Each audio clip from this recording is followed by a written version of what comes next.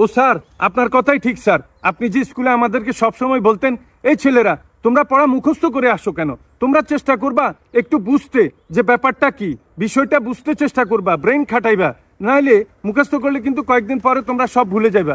এটাই ঠিক স্যার, সবাই মুখস্থ করে আসতো, এই জন্যই সবাই ভুলে গেছে।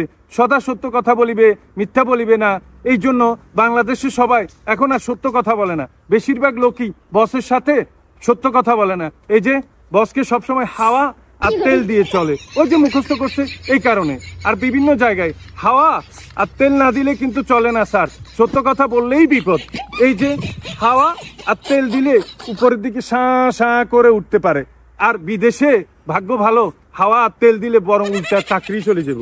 ইতালি আসি, ভালো পরিশ্রম না দিলে আর যদি সৎভাবে কাজ না করি, আমার নিজেরই হাওয়া উল্টাই দিব। এই আর কি স্যার, আমার মনে হয় বাংলাদেশে বেশিরভাগ লোকই মুখস্থ করতো, এই জন্য বেশিরভাগ লোকই সত্য কথা বলে না, খালি হাওয়া আর তেল। আর বসে যেটা কইব খালি হ্যাঁ হ্যাঁ হ্যাঁ হ্যাঁ হ্যাঁ স্যার ঠিক আছে, অবশ্যই ঠিক আছে, ওরে বাবা আপনার কথা 100% ঠিক।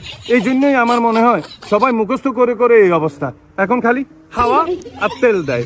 এই আর কি কথা স্যার, কি করব, সবাই খালি মুখস্থ করে করে এখন বড় হয়ে সব ভুলে গেছে।